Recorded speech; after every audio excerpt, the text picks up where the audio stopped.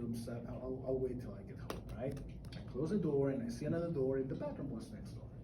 So I go to the bathroom and I come out, and I don't know why or how, I started having a conversation with the night guard. And within that conversation, I don't know why, I asked the night guard. I told the night guard, hey, you guys have a really weird door back there. He said, what do you mean?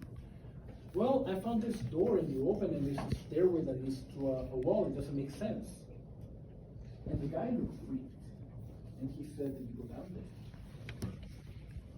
I said, no. I was looking for the bathroom and I understand. And he says, good. Don't ever go down there. That place is haunted. And he told me the following story.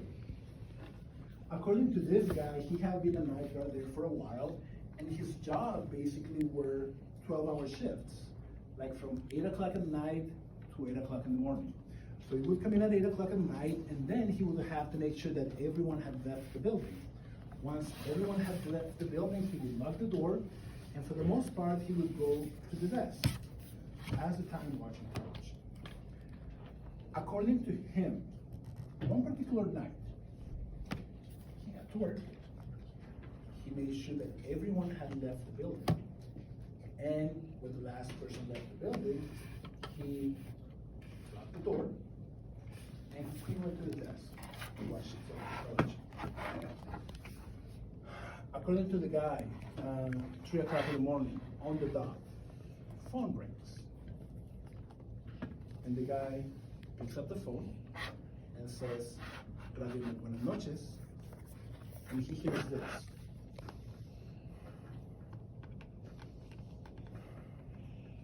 Radio Net Buenas Noches. The guy thinks, oh, pervert, right? And he hangs up the phone. 30 seconds later, phone rings again. But this time, he notices the phone. He had one of those commuter phones or big phones where you can get calls from the outside and from inside the building. According to the phone call was coming from within the building. Remember the door with the stairs and the two doors on the bottom? One of those doors was supposed to be an abandoned office, but no one used that. And according to the phone, the call was coming from that office. Guy still thinks, like the lines got mixed, right? Picks up the phone, Radio Net Buenas Noches. Guy freaks out, hangs up the phone, takes it off the hook, and leaves it like that for the rest of the day. When the sun comes up and people start trickling in, he decides he needs to find out what's going on. So once there's people in the building, he walks down the hallway, opens the door, goes down the stairs, and he opens the door to the office. And according to him, nothing. He decides to go into where the phone is, and according to him, when he touched the phone, his handprint was left on the dust of the phone. No one had touched that phone for a long time. Just to be on the safe side, he unplugs the phone, takes it upstairs, and he goes home, right? And as I said, he would work 12-hour shifts.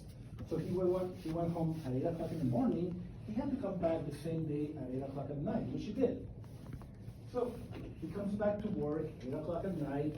He makes sure that everyone has left the building, and then he locks the door, and he comes over to the desk to watch television. Now, according to him, 3 o'clock in the morning, phone rings again. And according to the phone, it's coming from the same office, which doesn't even have a phone line. So what he does, he picks up the phone and says, Radio Net Buenas Noches, and he hears this.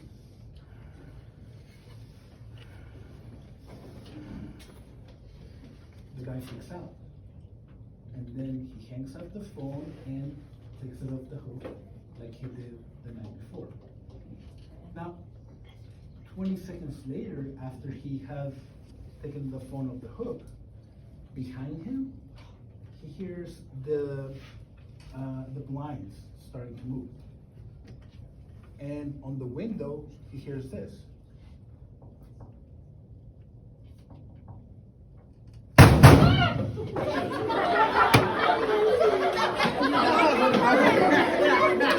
For like a millisecond.